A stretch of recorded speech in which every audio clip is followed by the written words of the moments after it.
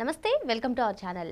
మాజీ మంత్రి వైసీపీ కీలక నేత విడుదల రజనీ ప్రెస్ మీట్ పెట్టి ప్రభుత్వం పైన విరుచుకుపడుతున్నారు. మరి జగన్మోహన్ రెడ్డి ఏవైతే మెడికల్ కాలేజీలు తీసుకొచ్చారో ఆ కాలేజీలన్నింటినీ కూడా ప్రైవేటీకరణ చేసి చంద్రబాబు నాయుడు గారు చంపేస్తున్నారని, ఈ ప్రైవేటీకరణ వెనకాల పెద్ద స్కామ్ ఉందని, మధ్య పేద తరగతి కుటుంబాలకి ఈ వైద్య విద్యను దూరం చేస్తున్నారని ఆమె ఆరోపిస్తున్నారు. మరో పక్క చూసుకున్నట్లయితే కూటమి ప్రభుత్వం అధికారంలో ఆరోగ్యం కూడా ముందుకు వెళ్ళాలి, అభివృద్ధి సంక్షేమంతో పాటు ఆరోగ్యం కూడా ఉండాలని చెప్పి చంద్రబాబు నాయుడు గారి అధ్యక్షతన జరిగినటువంటి కేబినెట్లో యూనివర్సల్ హెల్త్ పాలసీ కింద పేదలకు దాదాపు 25 లక్షల వరకు కూడా వైద్య సేవలు ఉచితంగా అందించాలని చెప్పి నిన్న కేబినెట్ ఆమోదం తెలిపిన సంగతి తెలిసిందే. మరి దీనిపైన బురద జల్లేందుకే వైసీపీ ఇటువంటి ప్రచారం చేస్తుందా? మరి నిజంగానే కూటమి సర్కార్ మెడికల్ కాలేజీను ప్రైవేటీకరణ చేస్తున్నారా? ఏది వాస్తవం తెలుసుకునే ప్రయత్నం చేద్దాం. దీన్ని విశ్లేషించడానికి మనతో పాటుగా ఉన్నారు సీనియర్ జర్నలిస్ట్ డివి శ్రీనివాస్ గారు. నమస్తే సార్. నమస్తే అమ్మా.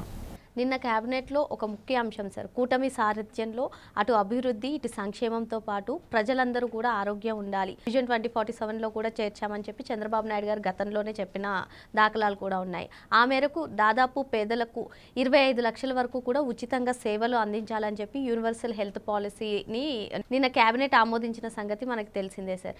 మరి ఇంకో పక్క చూసుకున్నట్లయితే నిన్నటి నుంచి కూడా వైసీపీ పెద్ద ఎత్తున ప్రచారం చేస్తుంది, మెడికల్ కాలేజీలు ప్రైవేటీకరణ చేస్తున్నారంటూ. మరి గత ప్రభుత్వ హయాంలో హెల్త్ మినిస్టర్గా పనిచేసినటువంటి విడుదల రజనీ గారు కూడా మీడియా ముందుకు వచ్చి జగన్ తీసుకొచ్చినటువంటి మెడికల్ కాలేజ్ అన్నింటినీ కూడా చంద్రబాబు నాయుడు గారు ప్రైవేటీకరణ చేసి చంపేస్తున్నారు, మధ్య పేద తరగతి కుటుంబాలకి వైద్య విద్యను దూరం చేస్తున్నారంటూ ఆమె చెప్తున్నారు. నిజంగానే ఈ మెడికల్ కాలేజెస్ ప్రైవేటీకరణ చేస్తుందా కూటమి సర్కార్? ఏది వాస్తవం? నిజం ఎంతుంది, లేదంటే ఇది అబద్ధమా? ఏమంటారు? చంద్రబాబు నిజం, జగన్ అబద్ధం, తెలుగుదేశం నిజం, వైఎస్ఆర్ కాంగ్రెస్ అబద్ధం. ఇది మనం చెప్పింది కాదు, ప్రజలు చెప్పింది. నిజం గెలవాలి అని ఆమె యాత్ర చేశారు భువనేశ్వరి మేడం, నిజాన్ని గెలిపించారు. మళ్ళా అబద్ధం నిజంపై దాడి చేస్తోందా? ఇప్పుడు అదే కనపడుతుంది. ఇప్పుడు ఈ వైఎస్ఆర్ కాంగ్రెస్ పార్టీ ఇప్పుడు చేస్తున్న దాడి నిజంపై అబద్ధం దాడిగానే కనపడుతుంది. ఇప్పుడు ఒకటి, నిన్నే చంద్రబాబు క్యాబినెట్ ఒక అద్భుతమైన పథకం యూనివర్సల్ హెల్త్ ఇన్సూరెన్స్ పాలసీ తీసుకొచ్చారు. అసలు దాని ప్రకారం ఇంకా ఆంధ్రప్రదేశ్లో నీకు హెల్త్ ఇన్సూరెన్స్ లేని ఫ్యామిలీ లేదు. ప్రతి కుటుంబానికి ఆరోగ్య బీమా, 63,000 కుటుంబాలు, 1,63,00,000 కుటుంబాలు. అంటే ఇప్పుడు జనరల్గా ఏంటంటే గవర్నమెంట్ ఎంప్లాయీస్కి, పెన్షనర్స్కి వాళ్ళది వేరే ఉంటుంది ఇన్సూరెన్స్. వాళ్ళకి 8 లక్షల మంది ఉంటారు, లేదు జర్నలిస్టులు ఉంటారు, మన దాంట్లో వాళ్ళది వేరే ఉంటుంది ఇన్సూరెన్స్, 3 లక్షలు ఎంత ఉంటారు. అవన్నీ ఒక గొడుగు కిందకి తీసుకొచ్చి మొత్తం అందరికీ వాళ్ళ సామూహిక బీమా. 2.5 లక్షలేమో నీకు మామూలుగానే దానిలో ఇది ఆ బీమా కంపెనీలు ఇస్తాయి, ఇన్సూరెన్స్ కంపెనీలు. మిగతా అమౌంట్ ఏమో ఇవాళ ఎన్టీఆర్ వైద్య సేవకి అటాచ్ చేసి 25 లక్షలు అంటే ఇవాళ ఏంటమ్మా అది? ఇవాళ ప్రతి పేద కుటుంబం వైద్యానికి ఎక్కువ పోతుంది. ఇప్పుడు మనకు వచ్చే ఆదాయం నెలకి 30,000 అనుకో, 30,000లో సగం హాస్పిటల్స్ పోతుంది. అంటే 50%, 48% కేంద్ర ప్రభుత్వ లెక్కలేస్తే out of pocket expenditure medical and హెల్త్కి ఒక్కొక్క ఫ్యామిలీ 48% పోతుందంటే దాన్ని తగ్గించాలి. అది పేదరికంపై గెలుపు.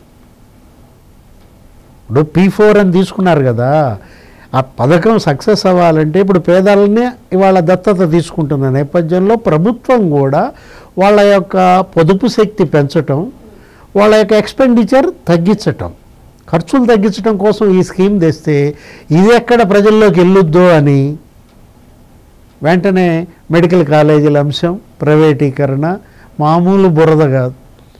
అసలు ఎంత ఉంటుందంటావు బురదాల దగ్గర? ట్యాంకర్ల బురద. అరే ఎన్ని ట్యాంకర్లు బురద వేసినా ఇంకా బురద ఉత్పత్తి అవుతుందంటే అది బురద పార్టీ కదా. ఇప్పుడు ఒకటి, నిజంగానే 17 మెడికల్ కాలేజీలు ప్రైవేటీకరణ చేస్తున్నారా? అసలు జగన్మోహన్ రెడ్డి 17 మెడికల్ కాలేజీలు కట్టాడా చెప్పు? అందులో 12 గాల్లో ఉన్నాయి, భూమి మీద లేవు. ఎక్కడున్నాయి? ఇప్పుడు ఆయన కట్టింది మెడికల్ కాలేజీలు కాదమ్మా, మొండిగోడల కాలేజీలు. మొండిగోడల కాలేజీలని మెడికల్ కాలేజీలు అంటున్నాడు. యాక్చువల్గా సత్యకుమార్ యాదవ్ ఆయన మెడికల్ అండ్ హెల్త్ మినిస్టర్ ఇదో పెద్ద స్కామ్ అని బయటపెట్టాడు. 8,540 కోట్లు అంట. ఈ మొత్తానికి బడ్జెట్ 8,540 కోట్లు అయితే 5 ఏళ్లలో పెట్టిన ఖర్చు 1,440 కోట్లు. అంటే ఇంకెంత పెట్టాలి? 7,000 కోట్లు పెట్టాలి. ఇంకా దానిపైన 7,000 కోట్లు పెడితే ఇప్పుడు పెడితే ఇప్పుడు పూర్తవుతాయి. ఇప్పుడు ఒకటి ఆ 1,440 కోట్లలో కూడా జగన్ గవర్నమెంట్ పెట్టింది ఎంతో తెలుసా? 500 కోట్లు. అంటే 940 కోట్లు కేంద్రం ఇచ్చింది. ఇప్పుడు ఈ 17 మెడికల్ కాలేజీలు అనగానే కింద నువ్వు ట్యాగ్ లైన్ ఏం పెట్టాలి? At 500 crore. ఒక్క మెడికల్ కాలేజీకి 500 కోట్లు అవుద్దామా? ఒక మెడికల్ కాలేజీ పెట్టాలంటే ఎంత మనం ఎక్స్పెండిచరు? 500 కోట్లు ఖర్చు పెట్టాలి. మచిలీపట్నం అని ఒక మెడికల్ కాలేజ్ పెట్టాడు. మచిలీపట్నం బందర్, పేరుని నాని నీకు తెలుసు కదా. ఆ బందర్ మెడికల్ కాలేజీ 550 కోట్లు అవుతుంది. కానీ ఎంత ఖర్చు పెట్టారు? ఇప్పుడు ఈ 5 ఏళ్లలో 208 కోట్లు ఖర్చు పెట్టారు. అది పూర్తి అవ్వాలంటే ఇంకా 300 కోట్లు ఖర్చు పెట్టాలి. ఈ 208 కోట్లలో కూడా ఈ సోకాల్డ్ జగన్ గవర్నమెంట్, లేకపోతే ఈమె ఎవరు ఇప్పుడు మాట్లాడినామా, మెడికల్ అండ్ హెల్త్ మినిస్టరా, ఈమె రజనీ, ఎంత ఖర్చు పెట్టారో తెలుసా?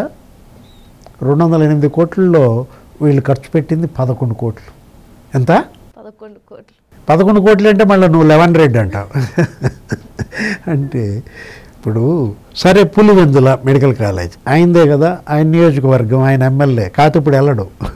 ఇప్పుడు దాని గురించి అసలు సభలో మాట్లాడు.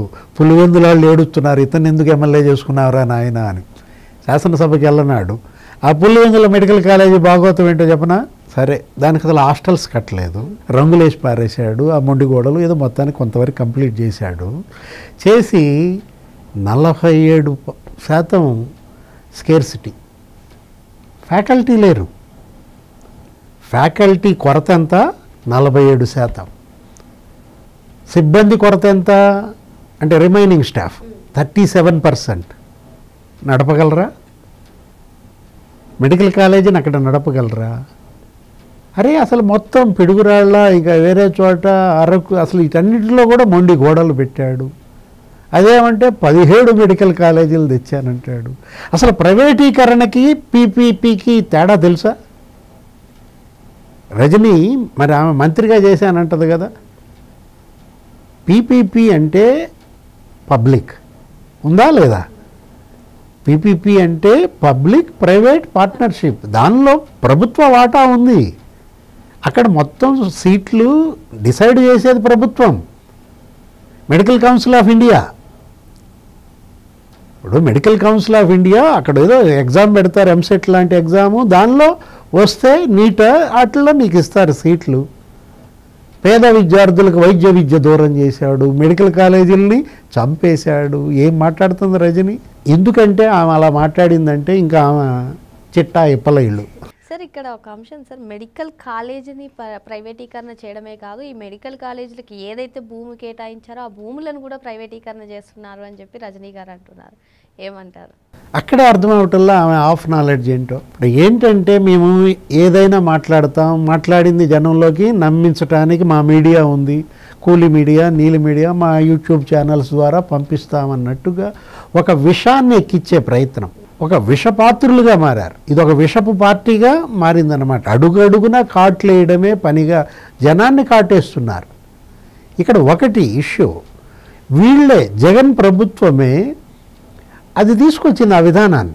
ఏది? మెడికల్ కాలేజీలని ప్రైవేట్ వాళ్ళకి లైసెన్స్ ఇవ్వటానికి ఆ లైసెన్సింగ్ విధానం తీసుకొచ్చిందే నువ్వు పెట్టిన ప్రభుత్వం తీసుకొచ్చిన పాలసీ, లైసెన్సింగ్ పాలసీ నువ్వు తీసుకొచ్చి వాళ్ళను ప్రైవేటీకరణ అంటావేంటి? ఇది అసలు ప్రైవేటీకరణే కాదు.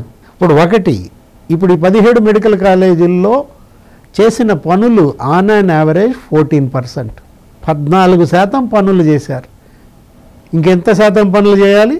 86% పనులు పెండింగ్ పెట్టాడు. 6,500 కోట్లు బకాయిలు పెట్టాడు. 6,500 కోట్లు బకాయిలు అంటే ఆరోగ్యశ్రీ, దానికే 3,000 కోట్లు బకాయిలు పెట్టారు. నాడు నేడు 700 కోట్లు బకాయిలు పెట్టారు. ఈ మెడికల్ కాలేజీలు 700 కోట్లు బకాయిలు పెట్టారు. ఆ పెండింగ్ మెడికల్ బిల్స్ మందులు కూడా మరి డబ్బులు ఇవ్వలేదు. ప్రభుత్వ ఆసుపత్రుల్లో మందుల బిల్లులు క్లియర్ చేయలేదు. 1000 కోట్లు అది. ఇన్ని కోట్లు పెండింగ్ పెట్టి కేంద్రం నిధులన్నీ డైవర్ట్ చేశారు. నేషనల్ హెల్త్ మిషన్ అని చెప్పి అక్కడ ఒక స్కీమ్, సంవత్సరానికి ఒక 500-600 కోట్లు వస్తాయి. మొదటి సంవత్సరం 500-600 కోట్లు డైవర్ట్ చేసి పారేశారు, దుర్వినియోగం చేశారు, మింగేశారు. కేంద్రం యూసీలు ఇస్తేనే ఇస్తాను. తర్వాత 4 ఏళ్ళు 2000 కోట్లు నష్టం. కేంద్రం ఇవ్వలేదు. అరే ఎంత కక్కుర్తి, ఎంత నీచ నికృష్టులు అంటే, మెడికల్ హెల్త్ యూనివర్సిటీ పేరు మార్చారా? ఎన్టీఆర్ అనే పేరు తీసేసి వైఎస్ఆర్ అన్నారు. దానికి ఏంటి, మా నాన్న డాక్టరు, ఎన్టీఆర్ ఏమైనా డాక్టరా అంటాడు. వీడు అసలు ఏమి తల తిక్కాడనాలా, అసలు ఏమనాలి? అది పెట్టిందే ఎన్టీఆర్. మొత్తం అప్పట్లో ఈ మెడికల్ కాలేజీలు ప్రైవేటు గవర్నమెంటు రకరకాలుగా ఉంటే పుట్టగొడుగుల్లా ఉన్నాయి. ఇవన్నీ ఒక గొడుగు కిందకి తేవాలి, ఒక అంబ్రెల్లా అంటూ ఒక యూనివర్సిటీ. దేశంలో అదొక revolution. First time medical and హెల్త్కి ఒక యూనివర్సిటీ భారతదేశం మొత్తం మీద పెట్టిందే ఎన్టీఆర్. అందుకు ఆయన పేరు పెడితే, ఆయన చనిపోయిన తర్వాత దాన్ని తీసేసి రాజశేఖర రెడ్డి పేరు పెట్టుకుంటే జనం ఏం చేశారు? తిరగబడ్డారు. నువ్వు ఓడిపోయంగానే గుణపాలు వేసుకుని కూలగొట్టారు ఆ వైఎస్ఆర్ అనే అక్షరాలు. దాని డబ్బులు 400 కోట్లు మింగారు. యాక్చువల్గా ఫిక్స్డ్ డిపాజిట్లు ఉన్నాయి. యూనివర్సిటీ దగ్గర ఉన్న ఎఫ్డీలు ఎవరన్నా తీసుకుంటారమ్మా కక్కుర్తి కాకపోతే? అంటే యూనివర్సిటీ విద్యా సంస్థగా దాని దగ్గర ఉన్న 400 కోట్లు ఇస్తావా చస్తావా అని ఆ వైస్ ఛాన్సలర్ని రిజిస్ట్రార్ని బెదిరించి లాక్కున్నారు. మీరు అసలు మెడికల్ అండ్ హెల్త్ గురించి మాట్లాడే హక్కు ఉందా, నైతికత ఉందా? మరో అంశంతో మళ్ళీ కలుద్దాం. Thank you sir. నమస్తే.